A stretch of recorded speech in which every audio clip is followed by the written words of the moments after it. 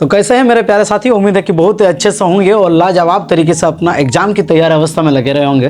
तो दोस्तों आज जो हम लोग क्वेश्चंस के बारे में बात करने वाले हैं वो है जो अभी के सीजन में हम आप लोगों को बताने जा रहे हैं बहुत ही इंपॉर्टेंट क्वेश्चंस आंसर। तो दोस्तों वीडियो पे जरूर बने रहेंगे। अगर आप में से सबसे पहले बार चैनल को विजिट कर रहे हैं तो फिर दोस्तों लाइक और सब्सक्राइब जरूर करके रखिए ताकि आने वाले वक्त में आप ही लोगों के लिए ही ये चैनल बहुत ही जरूरत साबित होगा। तो देखिए दोस्तों, अगर क्वेश्चन इस प्रकार का है कि एपी का पहला पद 2 और सर्वांतर 3 हो तो फिर 8वां पद क्या होगा। देखिए ये एपी मतलब क्या, एपी मतलब होता है एरिथमेटिक प्रोग्रेशन। आपने सुना ही होगा कि एपी मतलब क्या होता है, आपने पढ़ रखा ही होगा कि एपी मतलब क्या होता है। एपी मतलब होता है एरिथमेटिक प्रोग्रेशन, जिससे हम हिंदी में बात करें तो फिर वो समांतर श्रेणी कहा जाता है।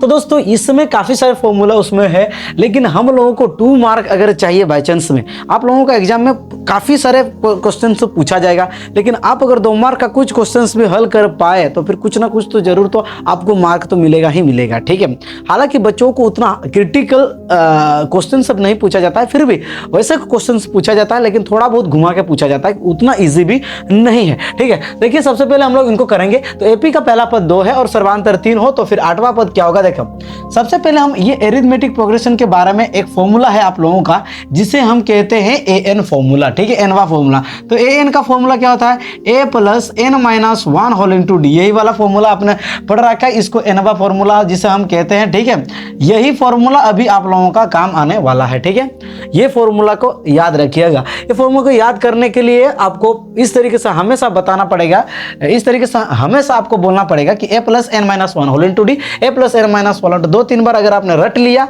तो फिर बहुत ही आसानी से आप लोग इनको बोल पाओगे। देखिए सबसे पहले पहला पद मतलब क्या, पहला पद मतलब होता है जैसे कि ए हो गया ए प्लस डी और उसके बाद ए प्लस 2d, तो इसको कहा जाता है पहला पद, इसको कहा जाता है दूसरा पद, इसको कहा जाता है तीसरा पद। इस तरीके से जो पद होता है ना। तो सबसे पहले ये सब आप लोगों को लिखना नहीं है, ये समझाने के लिए हम यहाँ पे आप लोगों के लिए बना दे रहे हैं। देखिए तो a बराबर हम लोगों का कितना है दोस्तों, a इज इक्वल टू, लिख दीजिएगा यहाँ से दिया है ना, इस तरीके से लिख दीजिएगा, दिया है a इज इक्वल टू कितना है 2, यानी कि पहला पद, जिसे हम हिंदी में अगर कोई अगर लिखना चाहते हो तो फिर इस तरीके से लिख सकते हो।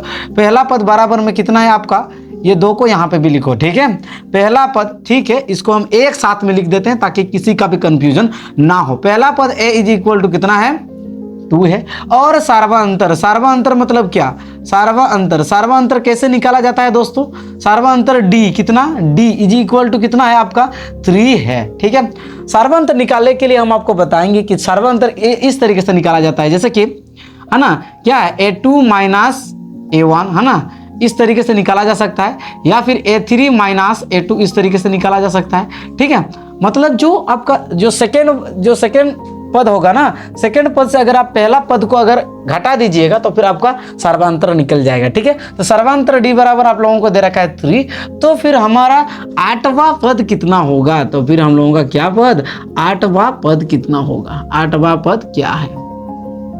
ठीक है, ये है आप लोगों का क्वेश्चन। तो फिर हम लोग सॉल्व करेंगे। ठीक है, यहां से हम बॉर्डर लगा देते हैं, ठीक है ना, ताकि आप लोगों को सही से दिखाई दे। ठीक है, तो पहला पद a इज इक्वल टू 2, सर्वांतर d इज इक्वल टू 3। तो फिर हमको क्या निकालना चाहिए दोस्तों, a8 इज इक्वल टू कितना होगा। देखिए a8 बराबर में कितना होगा, यानी कि 8वां पद कितना होगा आपका, फॉर्मूला लगा दीजिए क्या दोस्तों, a plus N minus 1 whole into D है ना। तो फिर a के लिए कितना लगाइएगा, a के लिए आप लोग लगाओगे 2, तो 2 और प्लस में n के लिए कितना लगाओगे an, यहाँ पे n के जगह में ये है ना, हाँ n कितना है आप लोगों का 8 है ना, तो यहाँ पे लिख दीजिएगा थोड़ा सा n इज इक्वल टू 8 है ना, इस तरीके से लिख दीजिएगा। तो a प्लस n के लिए 8 माइनस में 1 और होल इंटू में d के लिए 3। ठीक है, अभी आप बहुत ही आसानी से इनको सॉल्व कर पाओगे। 2 और प्लस में कितना हो जाएगा दोस्तों, ये आपका बच गया कितना 7 और मल्टीप्लाई ये 3 हो गया। ठीक है, तो कितना हो जाएगा 7 या 21 है ना, तो आपका जो आंसर होगा वो होगा 2 और प्लस में 21 और बराबर में कितना हो जाएगा 23। ठीक है दोस्तों, कितना हो गया आपका आंसर, ये 23 आपका जो है वो फाइनल आंसर हो जाएगा है ना। तो यहाँ से अगर आपने आंसर निकाला इस तरीके से तो फिर 2 मार्क पाने में आपको कोई रोक ही नहीं सकता है, 100% के साथ आप लोगों को बता रहे हैं दोस्तों। ठीक है, इस तरीके से हम लोग और भी बहुत सारा प्रैक्टिस करेंगे, जैसे कि आप लोगों का 6 मार्क का हो गया, ठीक है, 3 मार्क्स का हो गया, वो सब हम लोग प्रैक्टिस करेंगे।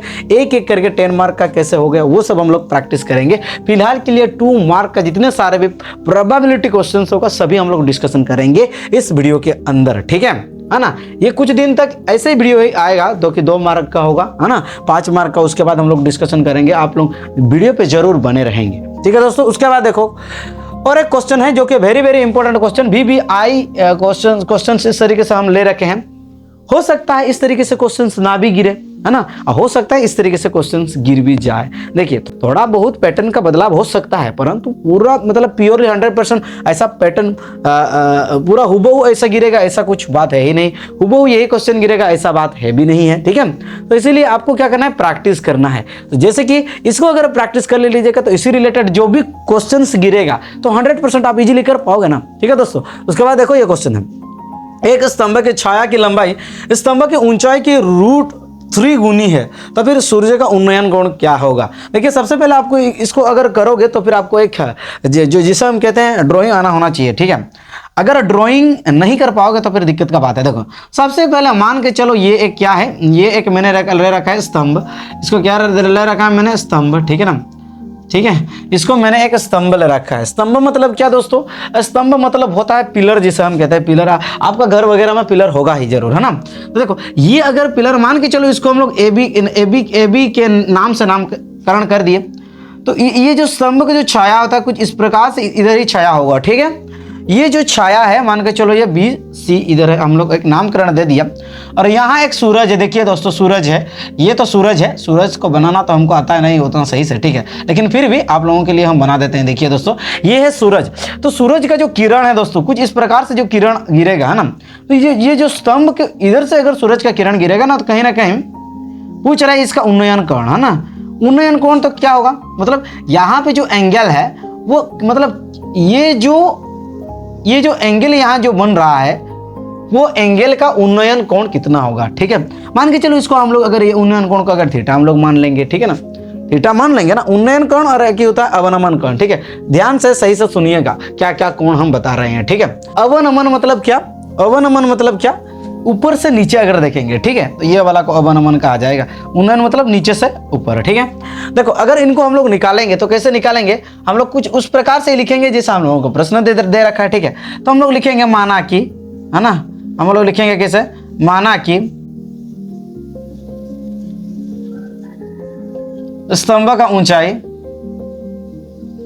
कितना ले लीजिएगा जी, H ले लीजिए, हाइट, ठीक है ना, H, ठीक है। उसके बाद देखिए प्रश्नानुसार आपको दे रखा है कि लंबाई स्तंभ की ऊंचाई की 3 गुनी है, ठीक है। तो हम लोग लिखेंगे प्रश्नानुसार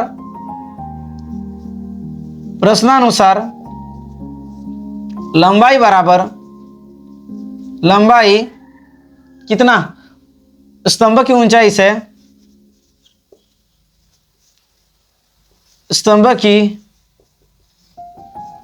ऊंचाई से √3